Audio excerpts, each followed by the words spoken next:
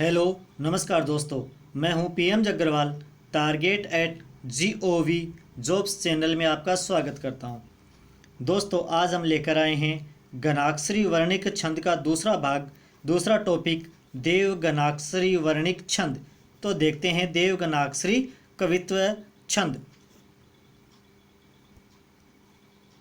देवगणाक्षरी वर्णिक छंद शतवर गति वाले कवित्व छंद को गणाक्षरी छंद कहते हैं। शतवर गति का अर्थ है थोड़ा सा तेज गति वाला छंद, ऐसा छंद जिसकी थोड़ी सी गति तेज हो। इसके दो भेद होते हैं, पहला रूप गणाक्षरी छंद, दूसरा देवगणाक्षरी वर्णिक छंद। तो दोस्तों हम पहले वाली वीडियो में रूप गणाक्षरी वर्णिक छंद पढ़ चुके हैं, जिसके बारे में हमने बताया था कि इसके प्रत्येक चरण में 32 वर्ण होते हैं तथा 16 वर्णों पर यति होती है एवं प्रत्येक चरण के अंत में गुरु लगवाना आवश्यक है। ये तो था रूप गणाक्षरी वर्णिक छंद। तो आज देखते हैं देवगणाक्षरी वर्णिक छंद। तो देवगणाक्षरी वर्णिक छंद, इसके प्रत्येक चरण में 33 वर्ण होते हैं। देवगणाक्षरी वर्णिक छंद में प्रत्येक चरण में 33 वर्ण होते हैं तथा प्रत्येक चरण में 16-17 या 8-8-8-9 वर्णों पर यति होती है। 8-8-8-9 वर्णों पर यति होती है तथा प्रत्येक चरण के अंतिम 3 वर्ण लघु होते हैं। अंतिम 3 वर्ण, प्रत्येक चरण की 3 वर्ण लघु होते हैं यानी ह्रस्व होते हैं, अर्थात या अंत में नगण होता है। 3 वर्ण लघु होते हैं, उनको क्या कहते हैं? नगण। तो अंत में नगण होना आवश्यक है। और चरण के अंतिम शब्द की आवर्ती, यानी चरण के अंतिम में जो भी शब्द होगा उसकी आवर्ती 2 बार होगी, यानी अंतिम जो शब्द होगा उसकी आवर्ती 2 बार होगी। जैसे देखते हैं, जिल्ली जनकारे पिक चातक पुकारे वन, मोरनी गुहारे उठे जुगनू चमकी चमकी। तो दोस्तों ये एक चरण हो गया। इसमें जिल्ली जनकारे पिक, इसमें 8 वर्ण हैं, 8 वर्ण हो गए। और चातक पुकारे वन, इसमें भी 8 वर्ण हो गए। मोरनी गुहारे उठे, इसमें भी 8 वर्ण हो गए। जुगनू चमकी चमकी, इसमें 9।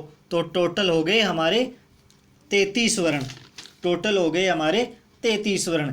यानी देवगणाक्षरी वर्णिक छंद में एक प्रत्येक चरण में कितने वर्ण होने चाहिए? 33। तो टोटल हो गए 33 वर्ण। और इसकी परिभाषा के अनुसार अंतिम जो शब्द है वह कौन सा होना चाहिए? लघु होना चाहिए। तो देखो चमकी में च भी लघु, मैं और छोटी की भी लघु, तीनों वर्ण लघु हैं। और 2 शब्द समान, यानी 2 शब्द समान होंगे तो यहाँ पर चमकी चमकी समान है। इस प्रकार ये हमारे कौन सा छंद हो गया? देव छंद की परिभाषा के अनुसार ये सही होगा। अगली पंक्ति है, घोर घनकारे भोरे धुरवा घुरारे धाम, धूमनी मचावे नाचे दामनी दमकी दमकी। इसमें भी दोस्तों 8 और 8, 8 और 9 है। प्रत्येक चरण के अंत में 2 शब्द समान है और तीनों ही लघु लघु वर्ण है। तीनों वर्ण लघु लघु है। अगली पंक्ति है, भूकनी बयार बहे लोकनी लगावे अंग, हुकनी बभूकनी की ओर में खमकी खमकी।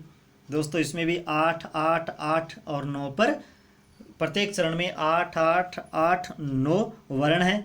और प्रत्येक चरण में 2 शब्द समान है और दोनों में से ये एक शब्द अंतिम है, वो कौन सा है? लघु लघु लघु वर्णों वाला, यानी अंतिम 3 वर्ण कौन से होंगे? लघु लघु होंगे।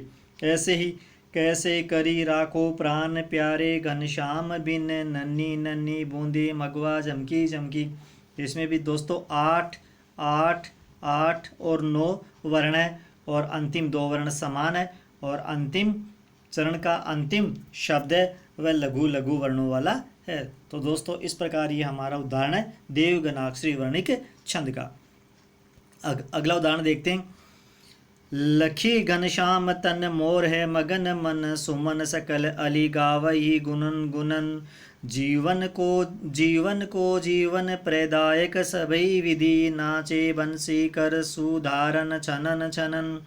शीतल सुगंध मंद कहती त्रिविधि वायु, मधुर मधुर स्वपन करती सनन सनन। दोस्तों यहाँ स्वपन है, स्वपन, दोस्तों यहाँ पर स्वपन है। तो इसमें भी पहली पंक्ति में 8 8 8 और 9 वर्णों का मेल है। एक पंक्ति में 8 8 8 और 9 वर्ण है, और चरणांत में, चरण के अंत में 2 शब्द समान है, और प्रत्येक चरण का अंतिम वर्ण नगण है। प्रत्येक चरण का अंतिम वर्ण नगण है। इस प्रकार दोस्तों ये हमारा देवगनाक्षरी वर्णिक छंद बनता है दोस्तों। तो दोस्तों वीडियो को लाइक एंड शेयर करना न भूले। धन्यवाद दोस्तों।